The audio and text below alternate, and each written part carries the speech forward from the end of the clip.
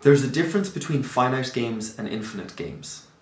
In finite games, we frame a problem, we agree upon certain rules, and within those limits, you get creativity and potential. The limits actually afford the creativity. If I ask you to draw like Picasso in that strange cubist way, you'd have to shift, and it would bring out a certain side of you. Same if I asked you to write a poem about a book, like any book. Again, you'd frame it, just your attention immediately is framed on a certain thing, and then creativity can emerge from that. There are more potential sequences in chess than there are atoms in the universe. So it's a finite game. And in a finite game, you want to exploit. You want to win. You want to be victorious. You want to be powerful. In an infinite game, there's a different dynamic. You want to keep playing.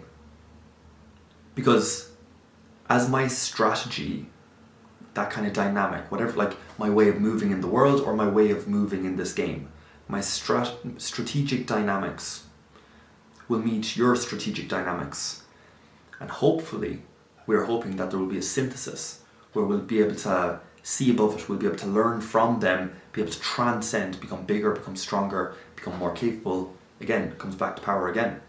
But the infinite game has a very different rule set in that it's not there to exploit, it's there to explore. And that's a massive difference. And I'm not going to get into any sort of moral judgment, anything like that. Competition is fun. Finite games are fun. They're brilliant. They rise to the occasion of this one competition, this one fight, this one game, this one all stakes in, and you train up beforehand, you give it your all, as in that'll push you further. There's loads in finite games. We play them all of the time. It's how we would have originally bonded if we want to go all the way back through evolution. Play is really important for social bonds, for learning, for loads of stuff. But this infinite game quality is something that we need to focus on more, because our relationships are ideally infinite games where we explore with each other and we do not try to exploit from each other. And if there is any time parameter on your relationship, you will tend towards exploiting. Because by game theory dynamics, it's called a multipolar trap also. There's different, Moloch, if you've heard that name, there's different kind of blueprints or diagrams for what that problem is. But easiest way to explain it is that if we are sitting in a stadium watching a match and one person decides to stand up to get a better view, so it's better for them individually in this moment, and then eventually everyone has to stand up so that they can see over everyone else, and then you're all just standing watching the game with no better view, but now you're standing, so there's extra energy spent. That's a very loose idea of what I'm on about here.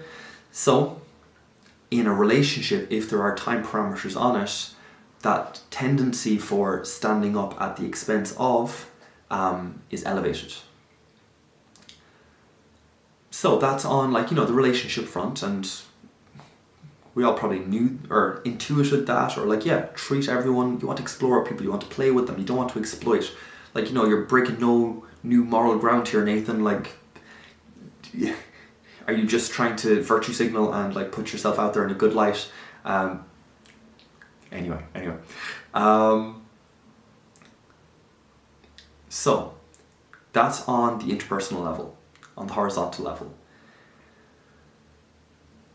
But I ideally want to get this to the vertical, to the virtues, to patterns that go beyond the horizontal and have an infinite relationship with them also. Trying to understand something in an infinite way, in a non-ending way, some form of relationship with that.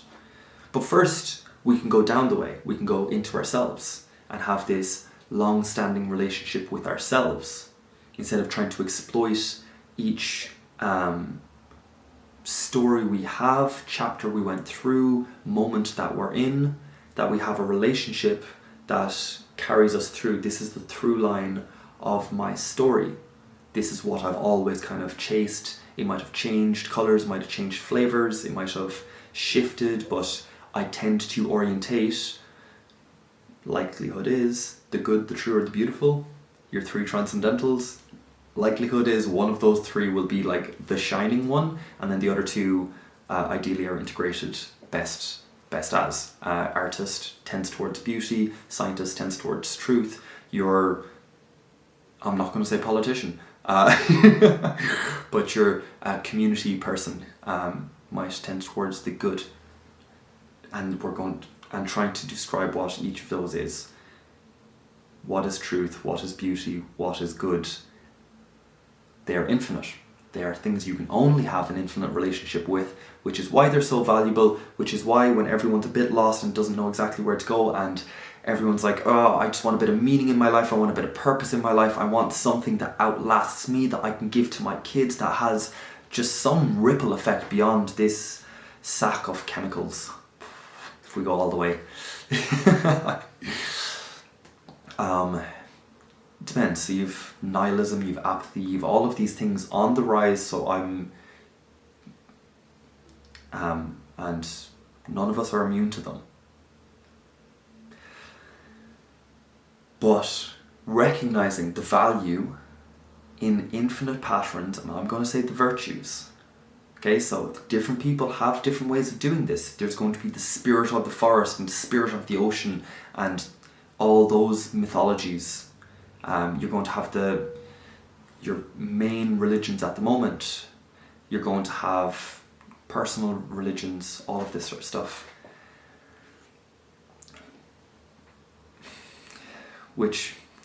So all of these are so messy. That's such a messy space. But having a relationship with something infinite is important. Ideally, it's infinite. Sometimes our own personal gods aren't that infinite. Sometimes the forest, or the god of the forest and the god of the ocean aren't as infinite. Maybe there's an infinite above it. And I'm saying all of this not to convert and not to change, but just to open up some language bridges so that people can get along. Oh my god, I'm not ready for that. I'm so not ready for that. Anyway, infinite games, the virtues. This is why I do the D-Logos practice. This is why I think it's important, is to commune with something that lasts beyond you. I've used the example of authenticity multiple times at this stage, but you can use it for any of the virtues. What is beauty? We'll use that one seeing as we went through it. Okay, something that catches the attention, something that reveals the true and the good, perhaps. Something that is revelatory, something that awe-inspires you, makes you humble. So, makes you step into it, makes you stand back from it, discloses reality, perhaps. There's so many different ways, and they don't all go together. The three transcendentals, as in like, that's an infinite conversation. That's beautiful. And the more we have it, the better the relationship. Not the better the knowledge, but the better the relationship we have with it. The more we can see the traces of these different virtues in our life. We can see more beauty, more true, more good when it's there, when we're not receptive to it. Just relational qualities. So, that's the video for this week, is just connect with something infinite. Connect with the ecosystem around you, connect with the community that is around, and ideally the legacy. Think of yourself like a grandparent.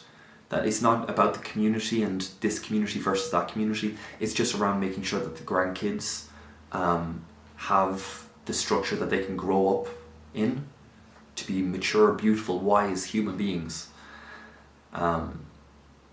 So yeah, focus on that infinite. Focus on the infinite of the virtues of the hero's journey, the archetypes. Focus on the infinite of nirvana, of enlightenment, of inner peace, kind of inner sanctuary, inner temple, and just relate to it. How does that relationship come into your life? That is the emphasis for this week. And small bit of an invite. I'm small bit of an invite into the Dialogos practice. If you're interested, please DM me anywhere on social media, and I'd be chuffed to have you in it. Just because it's a lot of fun. I enjoy the conversations, and I think it's worth spreading and worth doing with more people and more points of tension to explore and pull these things and relate to them better in richer ways. Just yes to all that. So with all of that, I say thank you for your time and attention. I hope you've had a great week. I hope you're looking forward to the week to come, and I will see you in the next one. Bye guys.